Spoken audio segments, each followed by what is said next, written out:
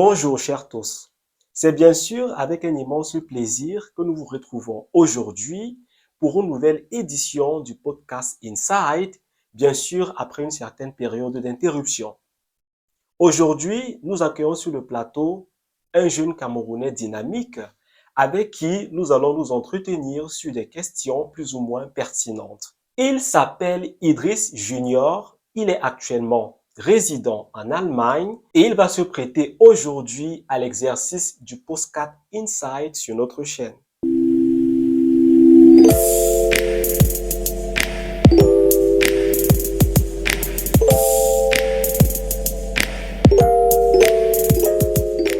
Bonsoir Idriss. Bonsoir Maël. Est-ce que tu pourrais tout d'abord te présenter pour les personnes qui ne te connaissent pas encore? Tout d'abord, merci pour cette invitation dans ce podcast qui s'annonce totalement édifiant. Je m'appelle Igor Junior, d'origine camerounaise et actuellement résident en Allemagne. Par ailleurs, je suis étudiant en informatique. Ok, très bien. Et comment se passent donc les études en Allemagne, Idriss Junior? Certes, les études sont difficiles avec le facteur de la langue allemande, mais j'essaie de faire du mieux que je peux et de m'adapter, de donner le meilleur de moi-même. Idriss, parlons justement de ces études. Qu'est-ce que cela fait en réalité d'être un jeune étudiant dans une université allemande et surtout lorsqu'on essaie de faire le parallèle avec la situation en Afrique? En effet, c'est une question très pertinente. Hum, Les études en Allemagne sont plus structurées et plus sophistiquées dans la mesure où il y a un équilibre parfait entre la pratique et la théorie. Les étudiants bénéficient des équipements sophistiqués et aussi des derniers modèles qui sont créés dans le cadre de leurs études. En revanche, en Afrique, l'étude est plus axée sur la théorie avec peu d'équipements aussi sophistiqués comme c'est le cas ici en Allemagne. Mais par ailleurs, les étudiants africains ont une forte capacité d'adaptation dans la mesure où ils apprennent facilement par eux-mêmes grâce à des outils et aussi à des communautés online. Donc, nous comprenons bien par là le véritable contraste qu'il existe en réalité entre le système universitaire occidental et le système universitaire africain. Effectivement. Très bien.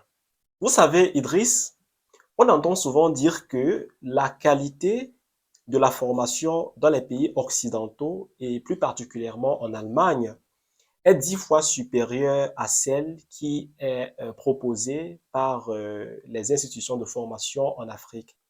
Est-ce que cela est vrai? Qu'en pensez-vous? En fait, cela dépend de plusieurs facteurs. Le principal facteur réside bien évidemment dans les conditions d'apprentissage.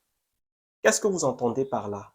Comme je l'ai dit précédemment, l'Europe bénéficie en effet des moyens matériels et un environnement adapté pour les études, par exemple avec des laboratoires et des bibliothèques sophistiquées, et aussi un accès parfois à Internet illimité, qui sont très utiles pour les étudiants dans le cadre de leurs études. Mais Mhm. en général, le niveau théorique est souvent équivalent à celui de l'Afrique. La différence réside plus au niveau de la pratique. Mais l'application de la pratique est encore plus meilleure dans le cadre européen. Idriss Junior, dites-nous, j'imagine bien qu'à votre installation sur le territoire allemand, que vous ayez fait face à des difficultés, notamment à vous intégrer dans la société allemande.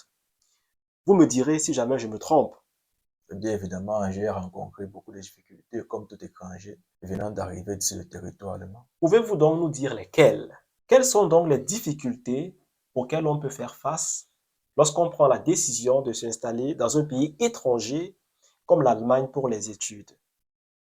De par ma propre expérience, je peux d'abord parler du facteur langue.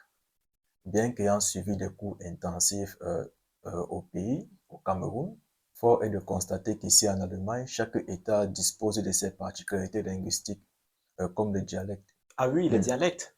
Par exemple, dans l'État où je réside actuellement, qui est le Bénin, le dialecte le plus souvent parlé est le bavarois, qui est un allemand différent de celui de l'allemand conventionnel qu'on a souvent l'habitude d'entendre dans les bureaux ou bien dans les écoles. Absolument. Mm. Ah oui, puisqu'en réalité, l'Allemagne, c'est une république fédérale parlementaire. Ça veut donc dire qu'en Allemagne, nous avons un système où on a un pays avec différents États, c'est-à-dire 16 États. Et dans chacun de ces États-là, en réalité, une langue qui est propre à l'État qu'on appelle un dialecte ou encore un patois, comme on le dit souvent vulgairement chez nous, est donc parlé. Effectivement. Ah, ah oui, Mhm. d'une certaine façon, Ouais. on peut Mhm. clairement dire que c'est une forme de diversité Mhm. culturelle. Exactement. Parfait. Comme deuxième difficulté, je peux aussi mentionner l'environnement social. Ah, l'environnement social. Exactement. Que peut-on dire donc exactement à propos de l'environnement social? Ici en Allemagne, les interactions sociales sont d'abord très limitées, ce qui est totalement l'opposé de ce qu'on avait l'habitude d'avoir au pays. Mhm. Par exemple, au Cameroun, tu peux facilement aborder les inconnus en route, euh, ou bien c'est aussi facile de se lier d'amitié avec des personnes inconnues, ce qui est complètement l'opposé ici en Allemagne. Ok, donc ce que vous essayez de nous faire comprendre, c'est qu'en Allemagne, les échanges entre les différents acteurs de la société sont très limités. Exactement, exactement. Cela conduit forcément à la solitude, qui est aussi l'un des facteurs à ne pas négliger. Justement, Idriss Junior, on entend beaucoup dire des étrangers que la solitude, en réalité, est un facteur qui est très répandu dans les pays européens et plus particulièrement en Allemagne. Alors dites-nous, vous êtes-vous déjà senti seul? Bien évidemment que oui, à mon arrivée ici en Allemagne, je ne connaissais quasi personne. J'étais dans une ville où il y avait presque pas de Camerounais et aussi d'Africains en général. Mais oui, mais bon, c'est pas facile d'être nouveau dans ce pays.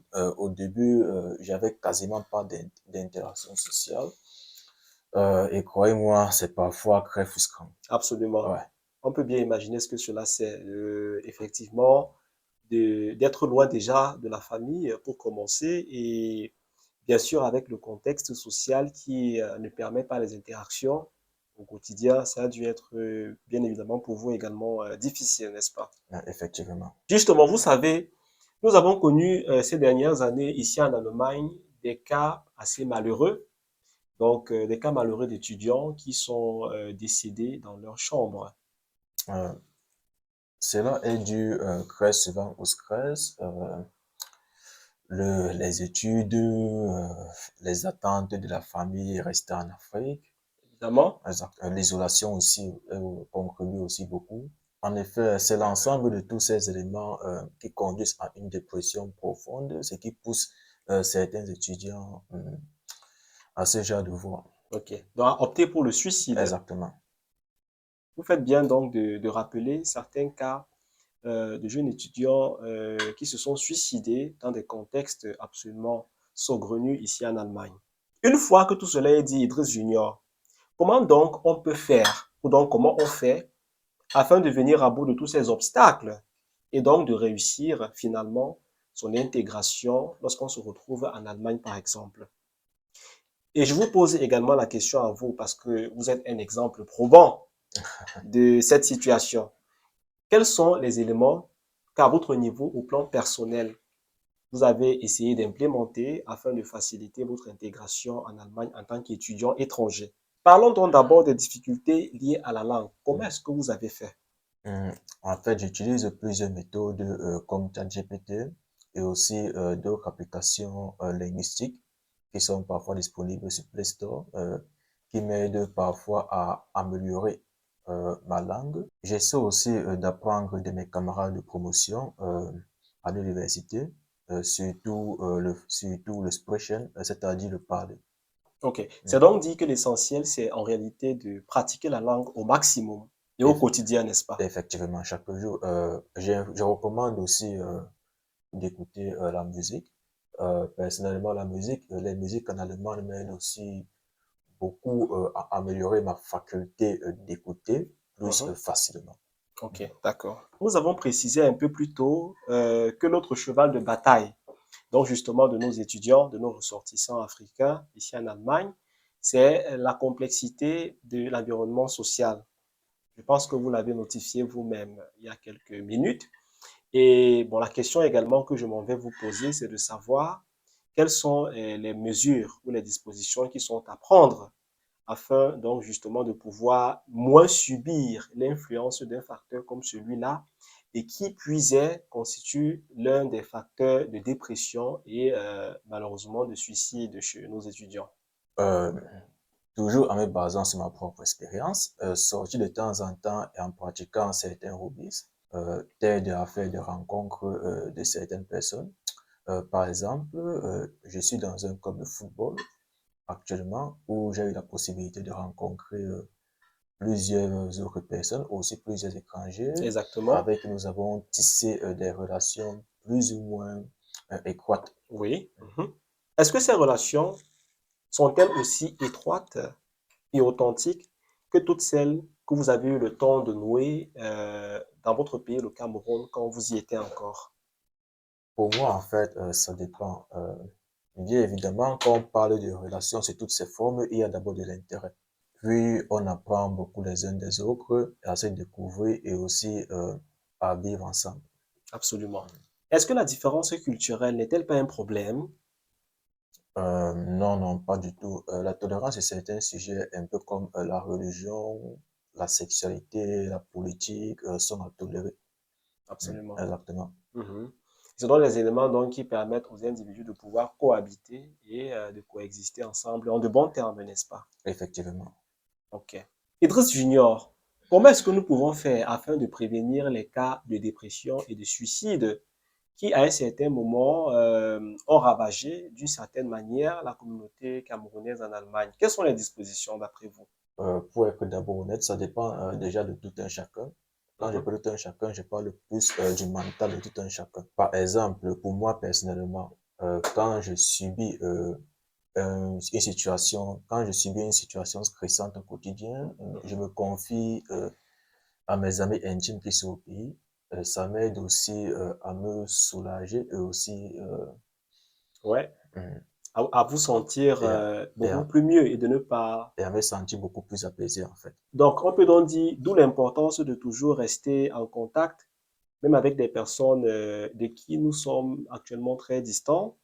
Et je pense qu'aujourd'hui, les moyens de communication nous permettent de pouvoir réaliser ce genre de projet en réalité.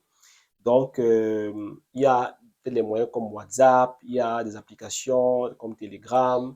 Donc, le plus important, c'est de ne pas rester renfermé sur soi et de continuer à entretenir des rapports avec le monde extérieur. Effectivement, je veux aussi ajouter quelque chose. Oui, je vous écoute. Ici en Allemagne, il y aura toujours des situations stressantes. Mhm. Ça, c'est clair. Euh, le plus important, c'est toujours de rester focalisé, d'avoir un mental toujours assez fort, Mhm. d'avoir un mental toujours assez fort et de ne pas sombrer. OK.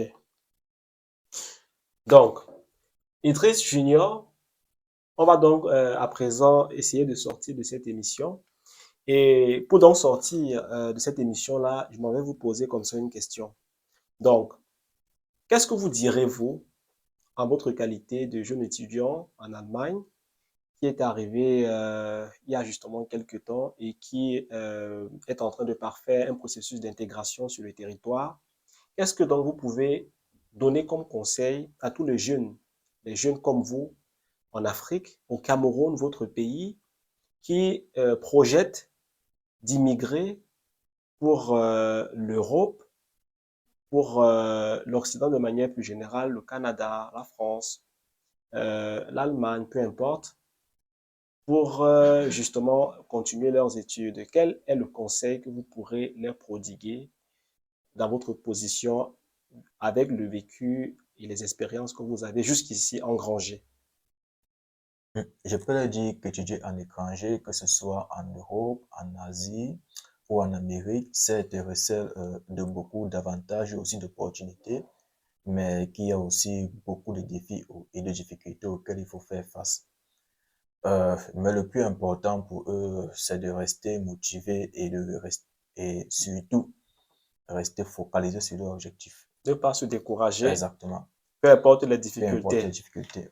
Et voilà donc qui est bien dit. Merci, Idriss Junior, d'avoir accepté notre invitation pour cette édition du podcast Insight et de vous être prêté à l'exercice donc du podcast. Ouais. Mes remerciements vont aussi à ton endroit, mais pour cette invitation chaleureuse. Merci également à vous, mesdames et messieurs, qui êtes restés avec nous de bout en bout. Nous sommes pratiquement à l'issue de notre entretien.